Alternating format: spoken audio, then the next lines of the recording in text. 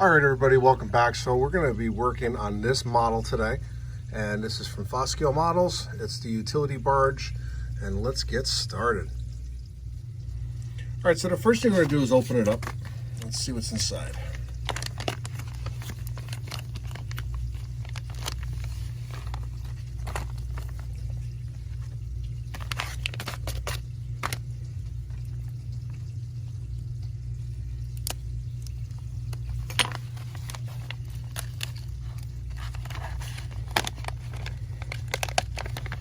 Alright, so we got some strip wood. This looks like 3/64. It's like a 2x10. Instructions. Alright.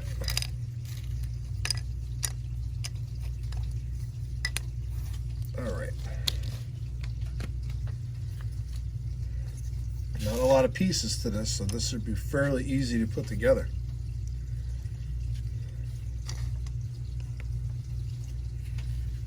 Okay, we got these pieces here. All right.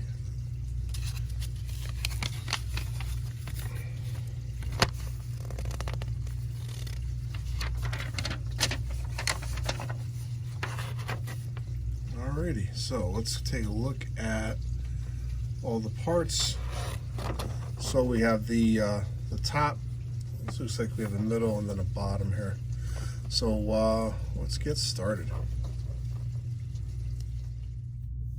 All right, so I got the two barges glued together.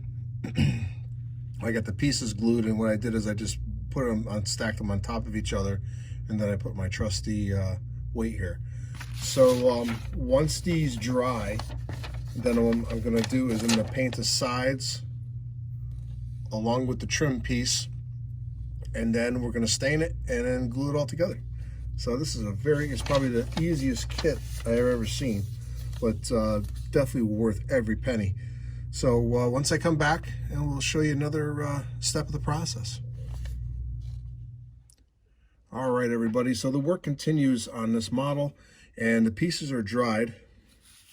So the next thing I have to do is I'm going to stain this piece of strip wood. I'm going to use creosote black. All right, and this is going to be for the, let me get the right terminology here, for the post. And just see if I can show you the directions. So this post here, so what I'm going to do with this, I'm going to stain this creosote black, and then the next thing I'm going to show you is this step here. And basically what we're trying to do is put a little bevel on the bottom. So I pre-did one already so you can see it. So what I did is I just sanded it. I put it on a piece of sandpaper like this, and I just sanded it this way. And I periodically check it just to see where it is. And I think this is pretty good. So let's get our piece stained up.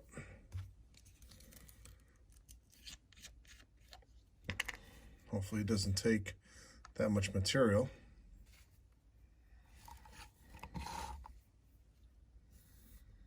This stuff is really dark. This is perfect, actually. Once I'm going to add some rust to this as well. Yeah, this is going to work out good.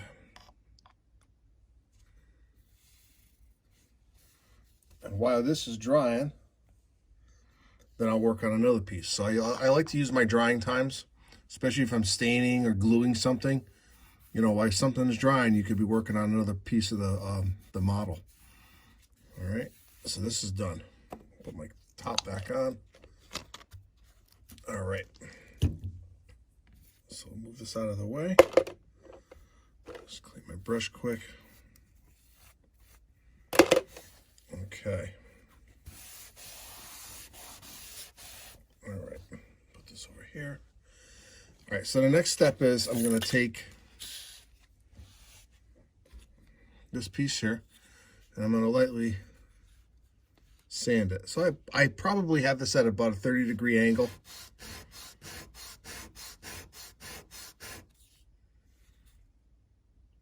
Okay.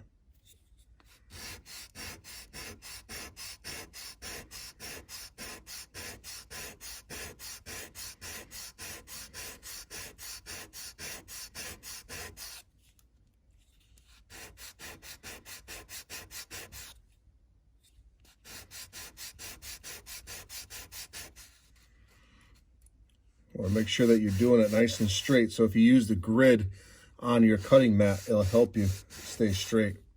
Because otherwise, you could actually accidentally sand it crooked, and we don't want that. Actually pretty good. A couple more passes.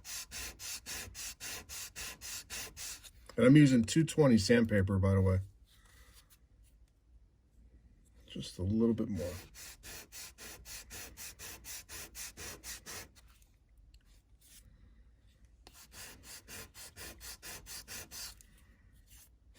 There we go. Perfect. So now we got a nice little bevel there. All right.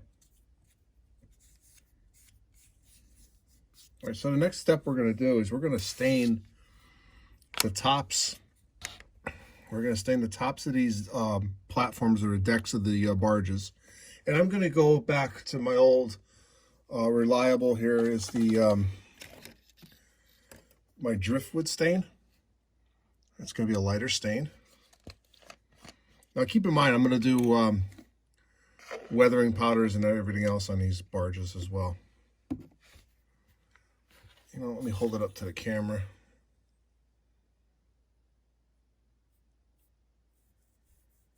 Now, because this wood is so thick, it shouldn't warp.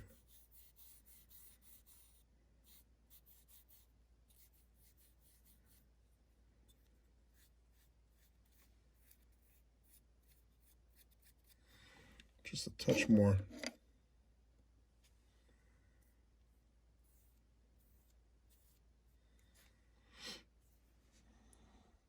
There we go.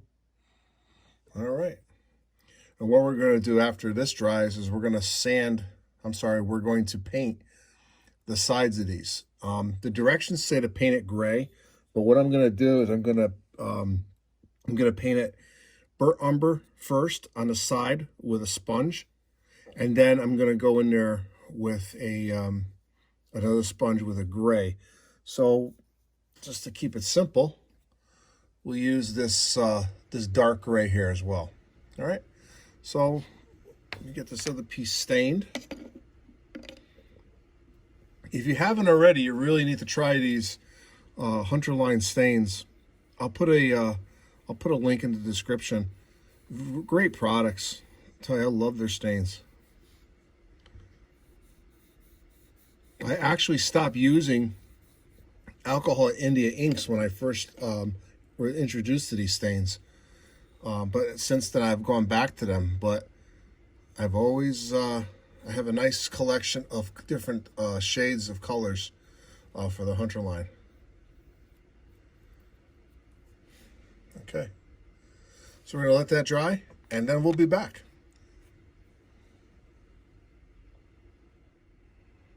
So I noticed that this the driftwood is a little bit on the lighter side than I wanted it to be. So I'm switching over to a medium brown, and I'm going to go right on top of that. And you can tell the difference in color.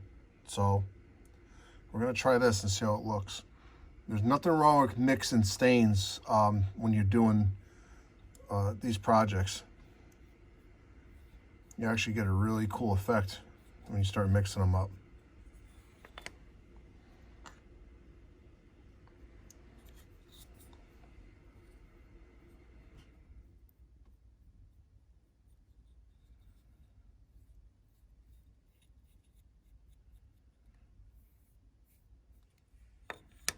Okay, that looks a lot better. Awesome. All right, so we'll be back in just a minute. All right, so the next step is to cut out this this small little trim piece, and you can see on the piece itself where you have to cut on the sprue there, those little pieces. But you have to be really careful because this piece is very thin, and you can easily cut right through it. So there's the piece, and that's going to go along the top edge here. So let me put my camera in the tripod, and then we'll be right back, and I'll cut out this piece. All right, so when we get ready to cut this piece out, what you have to do, make sure you have a nice sharp blade, and where that little sprue is, just put gentle pressure until the piece, you hear a pop. Of course, on camera it won't make the noise, but you're going to feel your blade slice right through that piece, and it will release from the larger sprue. Here we go.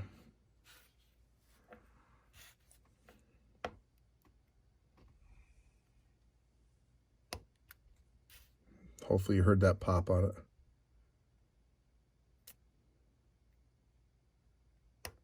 Here we go.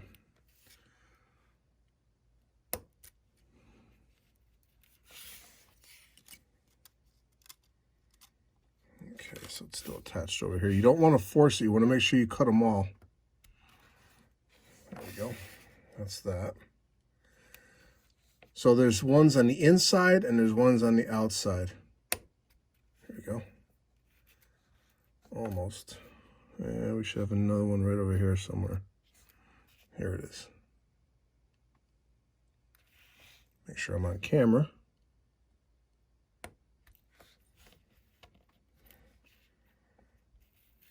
There we go. So there we go. So now what you have to do is, you probably can see it on camera. Now there's these little pieces here. So we have to go and trim these up, and then possibly sand a little bit on the sides. So we'll be right back. Okay, so now this is a step that you really have to be super careful, again, not to break this piece. This piece is very delicate, all right? So you want to, when you sand this, you're going to be putting pressure on this piece, and you can see how what can happen if you put pressure on it. So you want a nice rigid surface. So just take like a weight or a piece of wood or something, and then lightly sand until that piece is smooth or fairly smooth.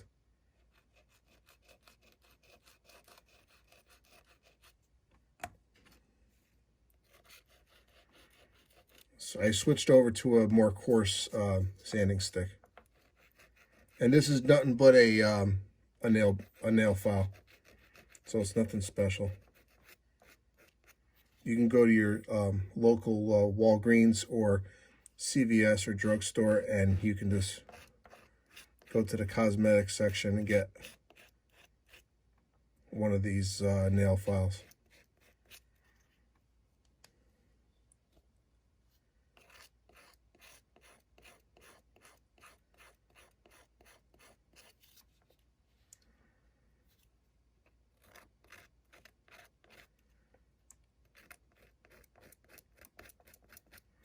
All right, so you get the idea. So I'm going to finish this piece up, and then the next step we're going to do is we're going to be painting these pieces, and we're also going to be painting the sides of the barges. So we'll be right back.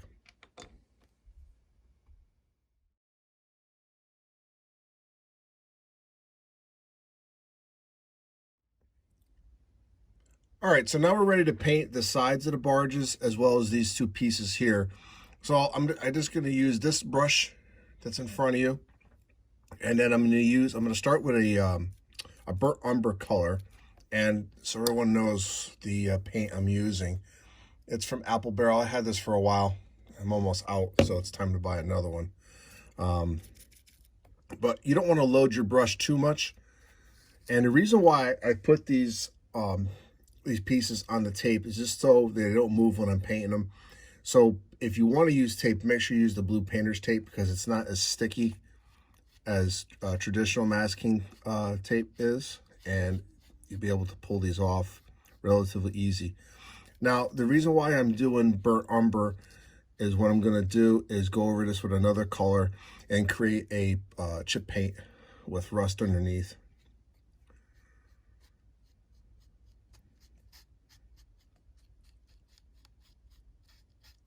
So it doesn't have to be 100% perfect as far as coverage goes, because I'm still going to go back over this with another color plus powders. So, all right, so that piece is done. So when we do the sides of the barges, we're going to do the same thing. You don't want to load the brush up too much. Here we go. And just drag it down.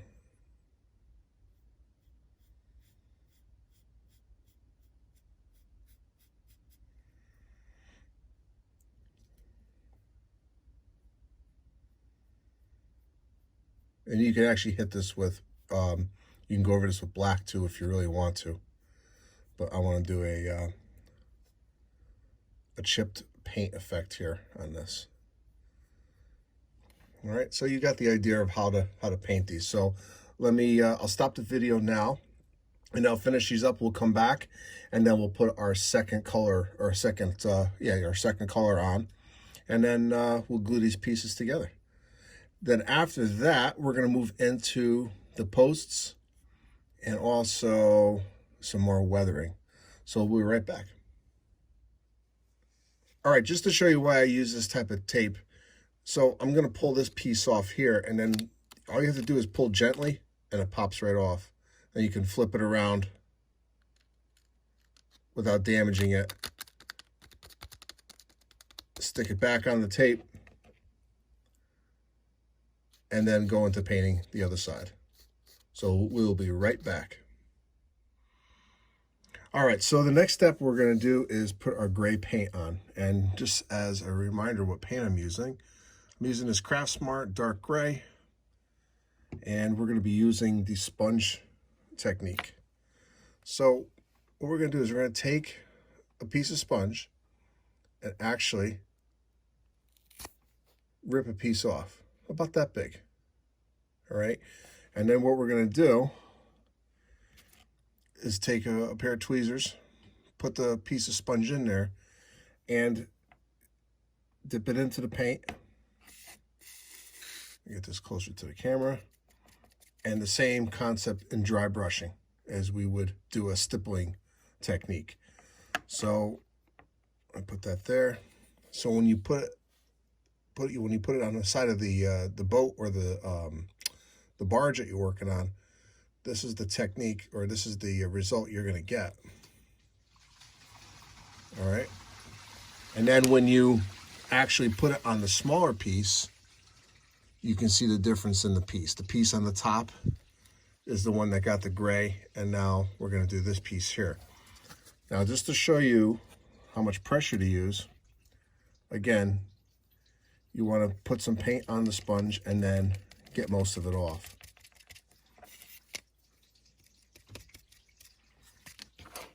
So when you work with it, with your piece, all you're doing is you're allowing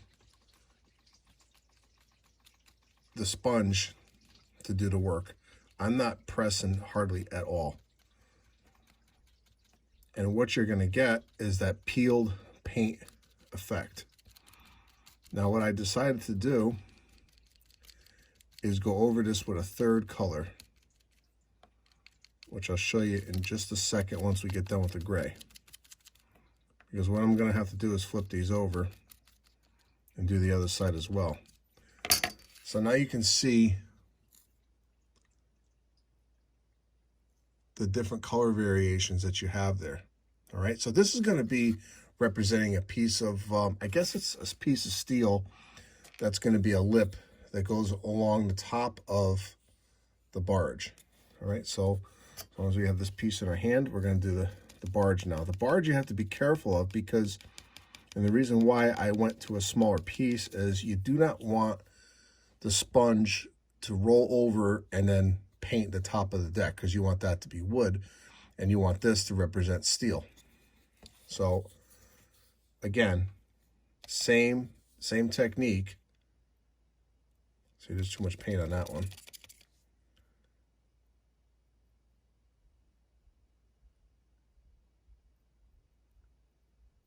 So we're going to assume that the side of this is painted gray with rust popping through.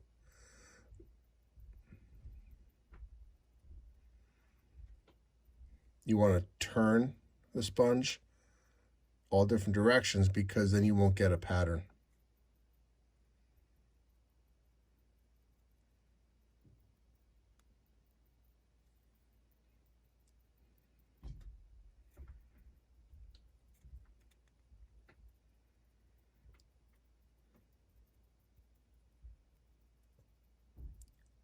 And I'm just letting the sponge do the work. I'm not putting hardly any pressure on this at all. Now, if we want to see what it's doing to the top, see how it's not even touching the top.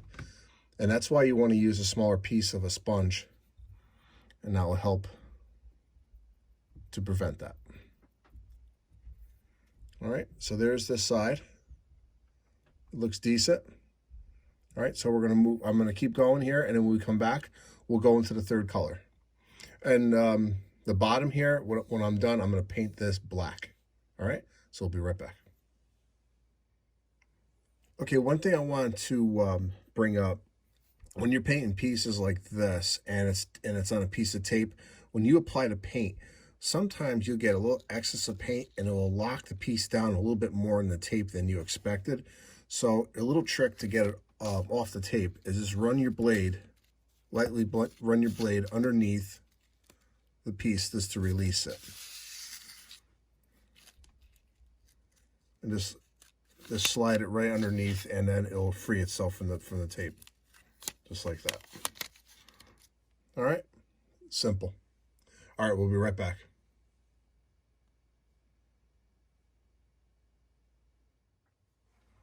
All right, before we put the second color on, I'm going to do the black paint now, and I'm using the black gesso. So what I want to show you is sometimes on boats and barges and stuff like that, more of like barges, they may put some type of anti-fouling paint on there. So we're just going to do the edge. Sometimes you can see it peeking above the water line. And sometimes it's not actually painted on neat, especially on barges. So you may see it creep up. So that's kind of the feeling or the look I want to get here. And right now I'm just hitting the edge, the sharp edge of the barge.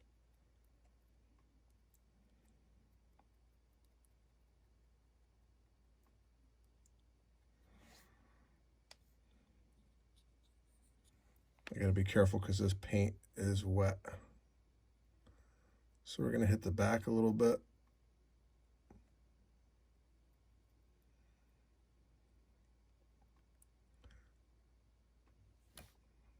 And most of the time, this paint is just rolled on. There's no, I've actually seen it done because I used to have a boat, and when they bottom painted my boat, certain things, the sharper lines were kept nice and neat, but the bottom, they just took a roller to it. And the purpose of this paint is to keep all the barnacles off the bottom of the vessels and stuff like that. You start having barnacles grow on the bottom of your boat, that's not a good thing.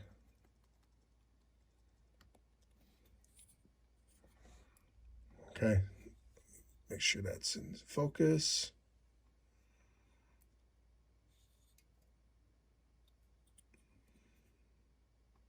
Okay, so we'll be right back and I'll show you the third color.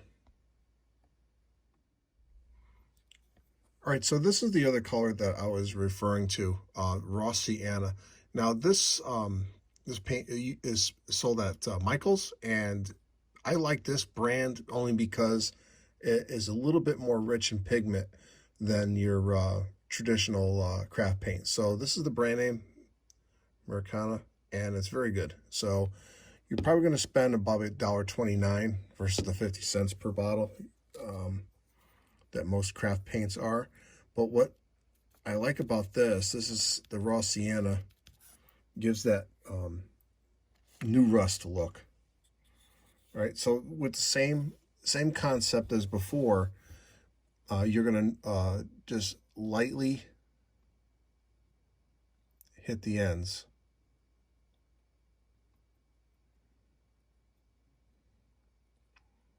And that's going to represent new rust.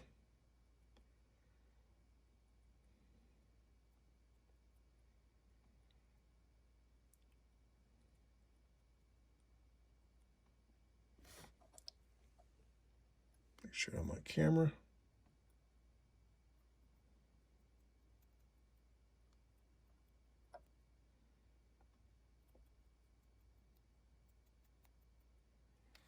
So we do the back.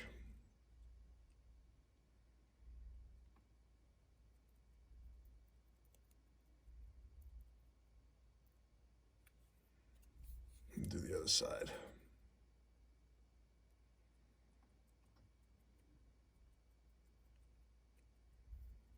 You don't need a lot of this, just enough. So I'm going to continue with this piece, but I'll show you a finished piece, what it looks like. And it's very subtle, but it looks realistic. All right, and then the same with these pieces over here. I'm going to lightly hit these pieces as well. Make sure that's focused. And once these are painted, and then we can begin the assembly process of these ends here on the barge. So we'll be right back. All right, so the next step is we're going to glue this piece on the side of the barge. All right, and I already did one already. So the other barge is already done. So this adds a nice little railing on the side of the barge. Now, what I want to show you with this is you want to have enough glue to secure that piece on there, but you also don't want to have too much glue.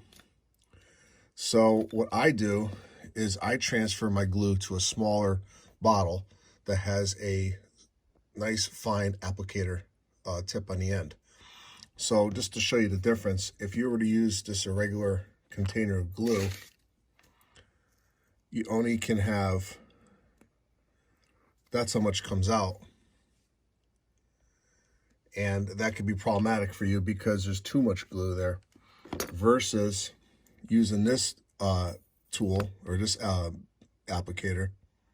You can control the amount of glue that comes out and make a much finer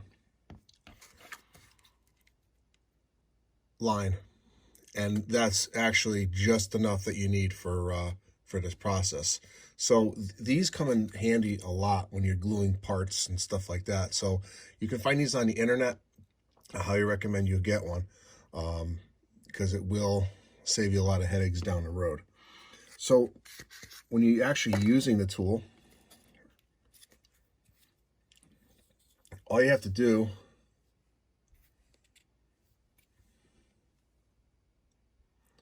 is just run the bead along the edge.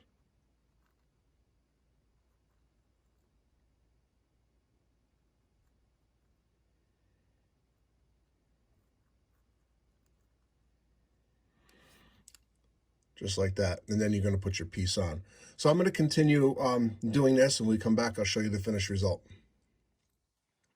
All right, so I have the glue along the perimeter of the barge, and what we're going to do is just set it right into place.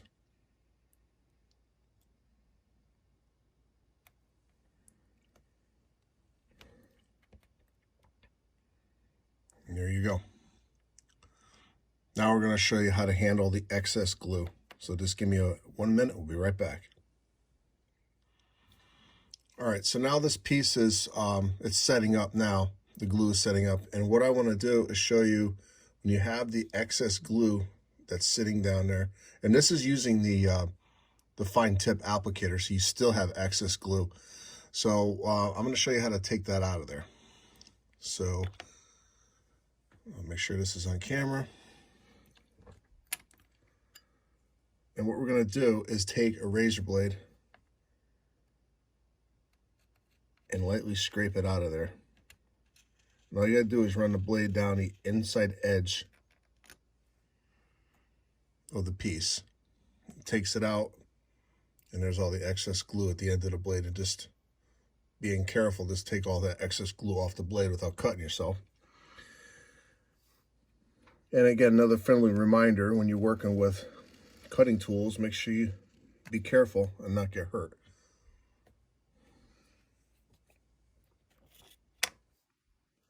And you can go around the corners.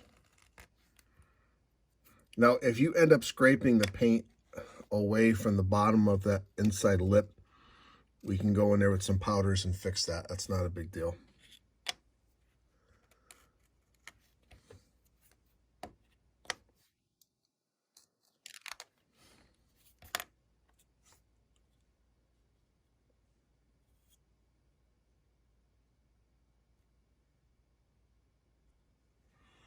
Okay, so that piece is done.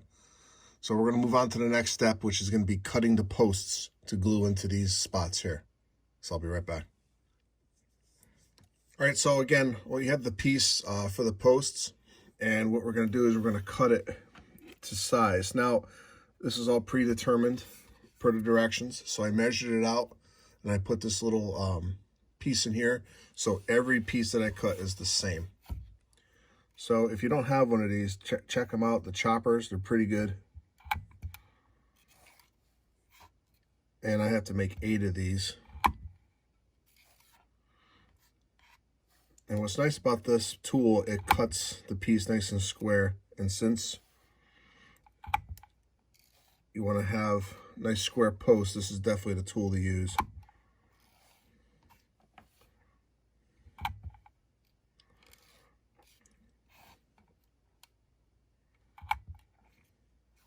All right, so we'll be back. All right, so the next thing we're going to do is we're going to drill our holes in our posts, and we're preparing the wire, and now we're going to drill through the actual posts. And you want to do this step before you glue the piece in to the barge. So you're going to take a pin vise with your small drills, and I'll try to do this on camera.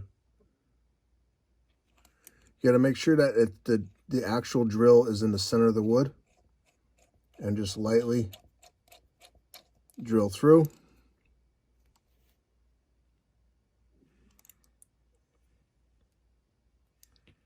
And then once you do that, what we're going to do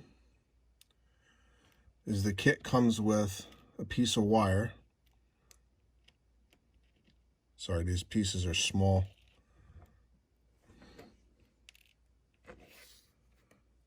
See if you can see it on camera. There's the piece of wire, and you're going to have to cut it even smaller into smaller pieces. I'm going to have to get my tweezers out. And I'm going to actually, I did one already here. So I'll show you what it's going to look like once you put the pieces in.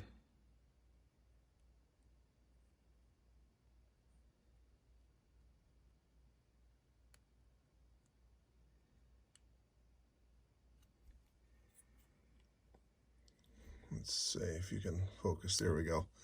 So that's what it's going to look like, and then we're going to paint these afterwards. So let me finish cutting and gluing, and then we'll be right back.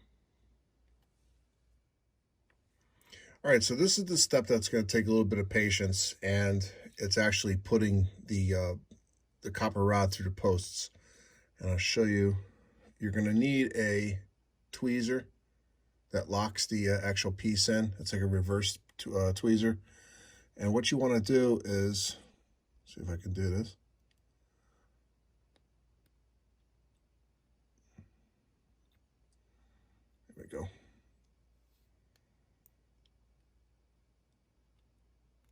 then you're going to make sure you put some glue, a little bit more glue in there to hold it. All right, so I'm going to go back in there once this is dry, and I'm going to trim this just a little bit so it's not as so it's not sticking out as much as it is right now. So we'll be back. All right, so the next step is we're going to paint the this brass rod that's on here. So we're going to use a micro brush to do this, and I'm going to use the black gesso paint. And the reason why I'm using a micro brush is you don't need a huge brush to do this job. You just want to make sure that the actual part is covered in paint, and then we're going to let it dry.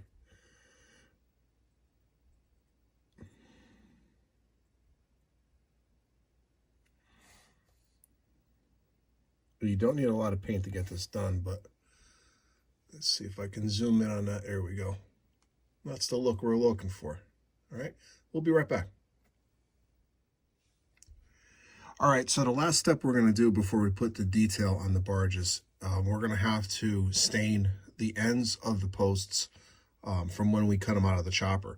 So this could be easily done with just a little bit of alcohol India ink and on a, let me see if I can get this to focus, on the end of a micro brush.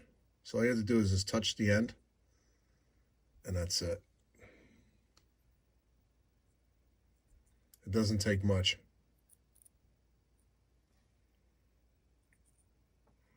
So we get the other piece.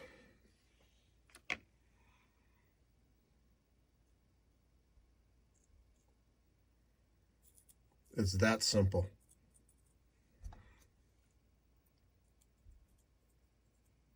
And you can go over this with another color if you really want to.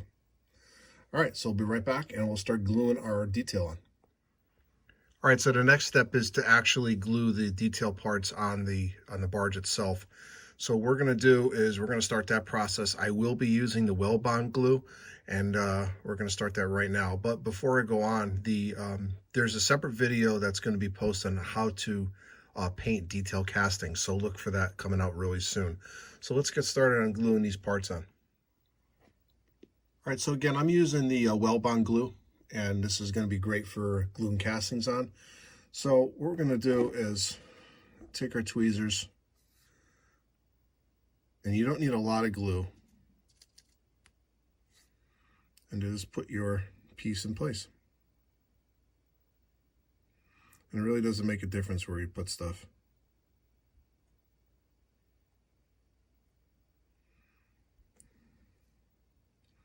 But we'll put these barrels next to each other.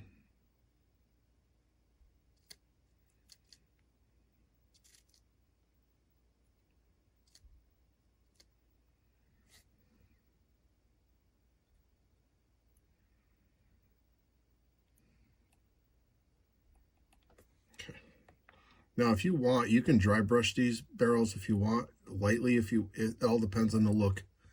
So I may hit them afterwards. All right, so I'm going to continue to glue these pieces on, and we'll go from there. We'll be right back. All right, so one of the final steps that we're going to do is add some powders now to these parts, or to the actual model as well. So we're going to start off. Let's just start off with a little bit of brown. And you want to get into the areas to create some shadows and some dirty spots on the model itself. There's no right or wrong way to do this, but you want to create a nice weathered model.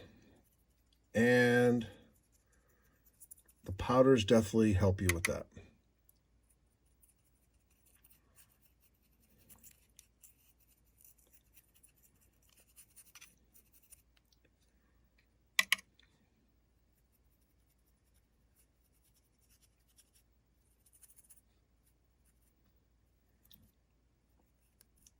And then what you can do is you can add a little bit of rust right on these parts here and actually run the rust down the side of the barge.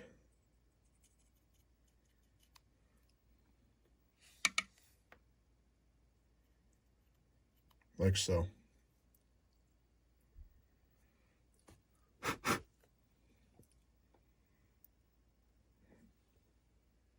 All right, and then we can also add rust on the other side as well.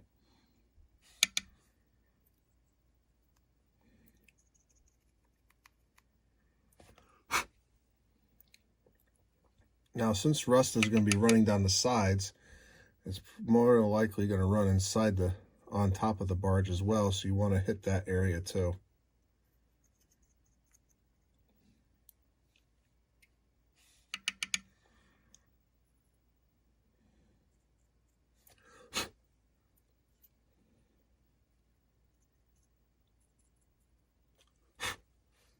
Just like that. All right, so we'll be back and I'll add some more weathering to it, some more powder. So I'm going to change from, you know, some grays and other colors here just to add some more realism. So we'll be right back. All right, everybody. So this model is done, and I added about 4 different weathering powders to this. And as you can tell, the weathering powders definitely take the model to that next level as far as realism. The top of the deck of the barge is weathered and actually looks very realistic. So with the rust coming down the sides of these posts, I also added some powders inside of the barrels to show rust. And this is going to make a nice addition to the layout. So I'm going to put a link in the description. Definitely check out this model. You might want to purchase it. It's very, very reasonable as far as pricing goes, and it's definitely a great addition to anyone's layout who has a harbor. So this is Ron at New Haven Rails. I really appreciate your support of my channel. I hope you enjoyed this build. There's going to be many more coming. So if you haven't already, hit the like button, hit the subscribe button, and hit the bell so you can be notified when I have new build videos coming out. So I hope you enjoyed this video. Have a great night. Enjoy the rest of your weekend, and I'll see you at the next build. Thanks for watching.